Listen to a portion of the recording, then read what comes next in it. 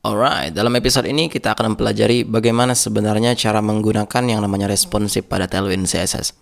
Karena apapun ceritanya, responsif ini adalah salah satu kebanggaan dari framework apapun. Bagaimana mereka cara membuatnya sederhana dipakai, seperti itu kira-kira. Nah, ketika mungkin dulunya Anda sering menggunakan Bootstrap, ada yang namanya call MD, ada yang namanya call LG, ada yang namanya call SM. Nah, begitu juga dengan Tailwind sebenarnya ada juga yang namanya SM, MD, LG, XL, dan juga 2XL. By the way, jika Anda tidak tahu, 2XL ini baru saja ditambahkan pada Tailwind versi 2. Jadi dulunya yang ada hanya 4 ini.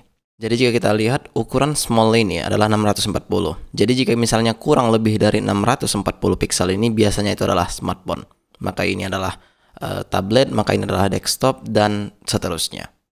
Oke, mungkin di sini Anda bingung bagaimana sebenarnya cara menggunakannya. Di sini saya berpikir untuk menggunakan yang namanya Tailwind Playground, yang itu sangat cepat dirender jika Anda tidak tahu. By the way, di sini jika Anda lihat apapun yang kita lakukan di sini itu akan efeknya ke sini. Bisa kita lakukan untuk device responsifnya seperti ini. Jadi sebelum kita lanjut, coba dulu ini saya ganti ke dark mode biar supaya lebih asik aja kita lihat ya. Ini dulu saya hapus semuanya sehingga yang Anda lihat kira-kira seperti ini. Nah, jadi jika kita lihat di sini 640 itulah ukuran default small device, ya kan? Nah, di sini saya akan buat satu div dulu sebelum kita lanjut lebih jauh. Saya ingin memperkenalkan bagaimana cara kerja responsif tersebut. Di sini saya buat width-nya 100% dan height-nya itu buat 32 saja. BG, by default kita akan buat red 500. Oke. Nah, bagaimana cara kita mengimplementasikan small device, middle device, dan juga large device? Oke. Ini sebenarnya sangat mudah, cuman ketika misalnya tidak tahu, ini akan sangat sulit sekali. Di sini saya sengaja membuat background red 500, itu adalah default background yang kita punya. Maka nanti setelah dia sampai small atau ukurannya 640, maka saya berencana untuk mengganti warna backgroundnya menjadi blue misalnya. Di sini saya akan buat SM colon. Jadi dia diikuti dengan colon ini sama seperti ketika misalnya Anda membuat hover dan sebagainya. Saya akan ganti nama backgroundnya itu menjadi blue 500. Sekarang jika kita lihat apa yang terjadi, ini auto refresh ya, tanpa kita save pun di sini, dia akan refresh otomatis. Nah, sekarang apa yang terjadi ketika misalnya width-nya sudah mencapai 640? Coba kita lihat. Kita resize sampai jika Anda lihat di situ dia 640 berubah warna background-nya menjadi biru. Tapi jika kurang dari 640, maka dia akan langsung berganti menjadi merah. Nah, sekarang bagaimana cara kita mengimplementasikan yang lainnya? Ya sama saja. Nah, di sini jika kita lihat middle screen itu startnya dari 768 pixel. Nah, ketika misalnya sudah ditemuinya middle screen, saya ingin mengganti backgroundnya menjadi green 500, misalnya seperti itu. Nah, ketika misalnya nanti ini sudah berukuran 768, harusnya dia sudah berubah warna. Saya akan resize lagi, dan jika Anda lihat di situ, 768 dia akan start menjadi yang namanya green. Begitu juga seterusnya. Nah, lalu bagaimana kita mengimplementasikannya secara real life? Oke. Coba dulu saya akan buat di sini dulu. Yang pertama itu adalah padding 4 ya, biar supaya Anda melihat cara kerja kita di sini. Yang pertama saya akan buat sini grid. Ya kan, di sini kita buat dulu 3 div saja biar supaya jelas. Masing-masing div tersebut saya akan kasih kelas BG gray 500 misalnya. Dan W-nya kita buat full dan height-nya kita buat misalnya 32. Yang Anda lihat kira-kira salah seperti ini. Mungkin tidak ketara, namun sebenarnya jika kita buat di sini gap 4, maka dia akan jelas jika Anda lihat di sini sudah berubah. Nah, by default kita mungkin ingin seperti ini, ya kan? Tapi ketika misalnya dia sudah masuk ke mid screen, kita ingin dia row, kira-kira seperti itu.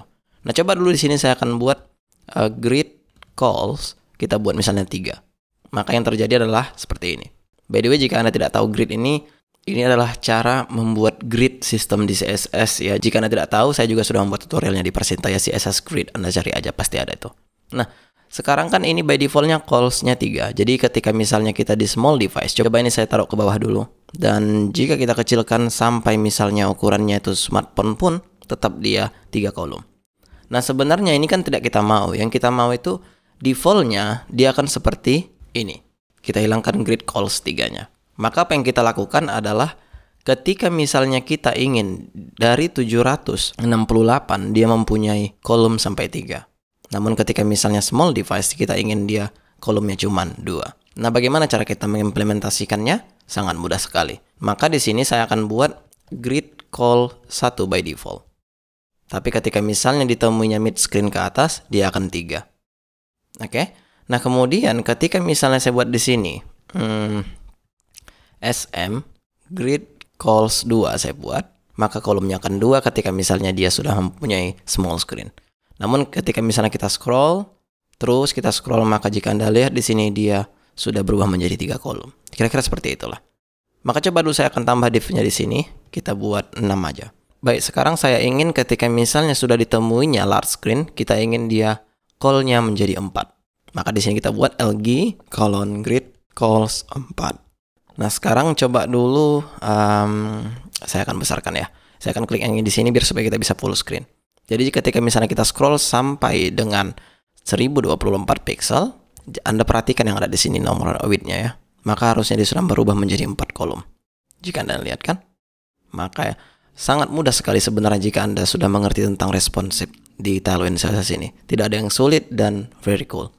Begitu juga ketika misalnya Anda ingin mengganti warna mereka satu persatu. Sama seperti yang tadi.